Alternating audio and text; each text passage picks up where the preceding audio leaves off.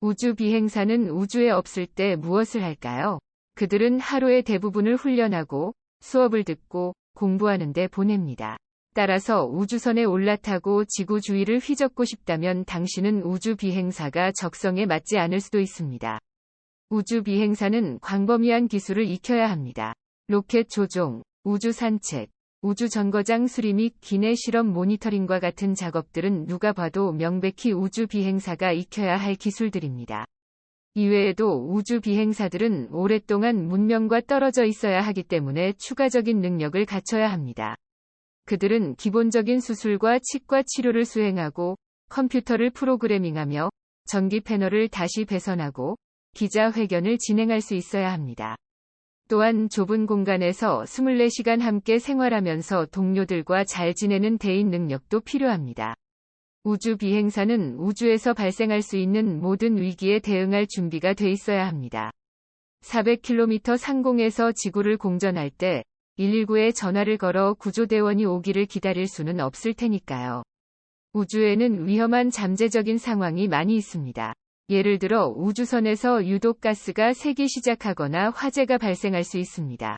가상의 상황이 아닙니다. 1997년에는 산소 발생 용기가 러시아 우주 정거장 미르에서 화재를 일으켰습니다. 우주 비행사는 젖은 수건을 용기에 던져서 이를 꺼냈습니다. 우주선은 연기로 가득 차 있었지만 다행스럽게도 모두 살아남았습니다. 우주 비행사는 우주에서 실제로 보내는 것보다 우주에 나서기 위해 준비하는 데 월등히 많은 시간을 보냅니다. 이들은 궤도에서 매일 몇 달 동안 훈련해야 합니다. 임무에 배정되기까지 몇 년의 훈련이 필요하며 특정 임무를 위한 훈련은 2년에서 4년이 더 걸립니다. 아무리 지능이 높거나 경험이 풍부한 우주 비행사라고 하더라도 우주 임무에서는 준비를 해야만 살아남을 수 있습니다. 우주 비행사는 훈련 중 대부분의 시간을 실제로 겪지 않을 가능성이 높은 가상의 상황을 연구하고 시뮬레이션 하는 데 보냅니다. 시뮬레이션은 단순한 연습 그 이상을 제공합니다. 시뮬레이션은 종종 우주 비행사의 위기 대처 능력을 깨워주는 자명종 역할을 합니다. 우주 비행사는 시뮬레이션을 하는 동안 트레이너에 의해 고안된 예측 불가한 최악의 시나리오를 해결하는 데 시간을 쏟습니다. 몇 가지 예를 들자면 우주 비행사는 엔진 문제, 컴퓨터 고장 또는 폭발이 있는 경우 어떻게 대처해야 하는지 연습합니다. 이 훈련은 우주 비행사들이 새로운 본능을 개발할 수 있도록 해줍니다. 그들은 싸우거나 도피하는 식으로 위험에 반응하는 대신 침착하면서도 즉시 문제에 대응하도록 훈련받습니다. 이를 위해서는 위협의 우선순위를 정하고 체계적으로 해결하는 능력이 필요합니다. 따라서 우주 비행사는 발사와 착륙 사이에 발생할 수 있는 생각할 수 있는 거의 모든 문제에 대비합니다.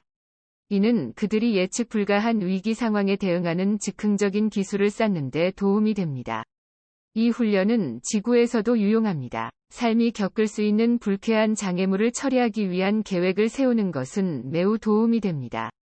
캐나다 최초의 우주 비행사 크리스 헤드필드에게 훈련은 우주뿐만 아니라 일상생활에서도 일종의 정신훈련으로 뿌리를 내렸습니다. 그는 붐비는 엘리베이터에 올라타면 우리가 갇히면 어떡하지? 라고 생각합니다. 정신쇠약에 걸릴까봐 걱정할 필요는 없습니다. 실제로는 그 반대입니다. 나쁜 상황에 대한 철저한 대비 계획은 일반적으로 마음의 평화를 더 많이 줍니다. 따라서 우주 비행사는 신체 및 정신적으로 많은 능력을 가지고 있지만 그 중에서도 핵심 기술은 불완전한 정보와 적대적인 환경에서도 복잡한 문제를 해결하는 것입니다. 비판은 언제나 인신공격보다는 잠재적으로 도움이 되는 조언으로 바라보는 것이 더 좋습니다. 우주 비행사에게 비판은 기본적인 생존 기술입니다. 나사에서는 모든 구성원이 비평가가 돼야 합니다. 우주 비행사가 캡슐 안에서 시뮬레이션을 할 때 수십 명의 작업팀원들은 계획상에서는 미처 발견할 수 없었던 결함을 찾아내고 이를 수정할 수 있기를 바라면서 우주 비행사를 관찰합니다. 이러한 시뮬레이션 과정에서 우주 비행사는 비판을 많이 받을수록 더 안전할 것입니다. 모든 작은 실수는 실제 상황에서 다시는 발생하지 않도록 철저히 조사됩니다. 수년에 걸쳐 수백 명의 사람들이 우주 비행사의 성과를 비판할 것입니다. 이는 작업의 일상적인 부분입니다. 모든 비판의 목표는 문제가 발생할 경우 취해야 할 단계를 설명하는 비행 규칙 목록을 설정하는 것입니다. 이러한 규칙은 우주 비행사가 모든 문제에 자신 있게 대처할 수 있도록 준비하고 위험한 도박을 하려는 유혹으로부터 자신을 보호하는 데 도움이 됩니다. 그러나 이때 비판은 결코 개인적이거나 조롱을 수반해서는 안 됩니다. 가혹한 비판을 해야 하는 경우에도 개인에게 초점을 맞추면 안 됩니다. 당신은 문제를 냉정하게 지적해야 하며 절대로 상대를 놀려서는 안 됩니다.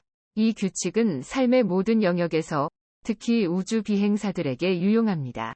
팀이 의료응급 상황이나 장비 고장과 같은 심각한 문제에 직면하면 생존을 위해 의지할 수 있는 구석은 서로뿐입니다.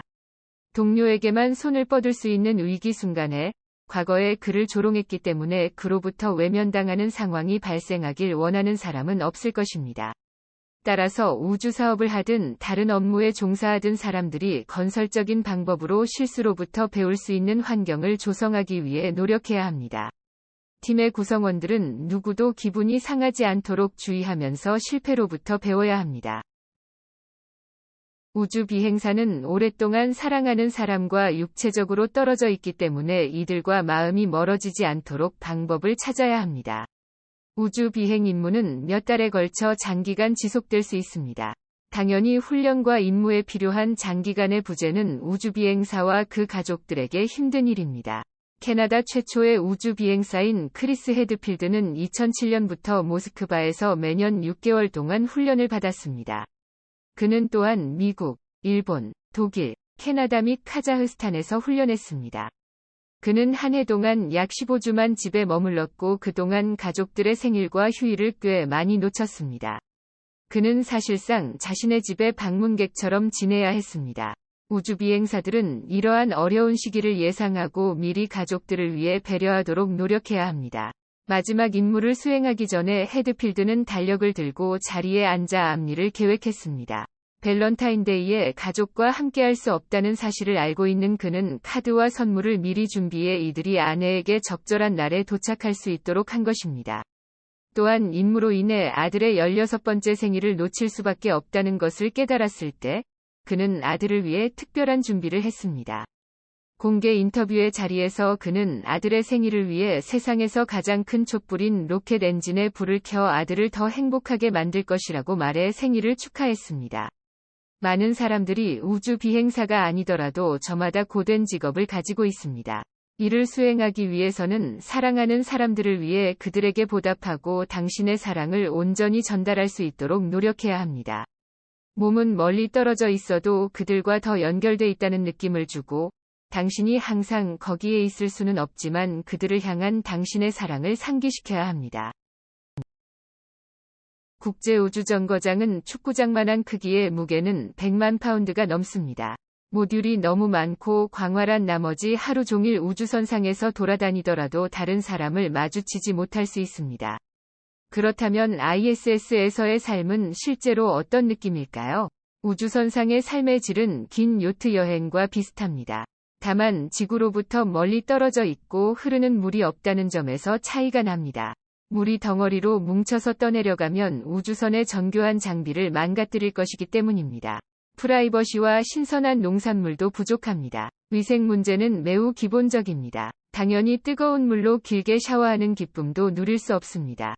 우주 비행사는 드라이 샴푸로 두피를 문질러 머리를 감고 매우 조심스럽게 말려서 흩어진 머리카락이 우주선 전체에 떠다니지 않도록 해야 합니다.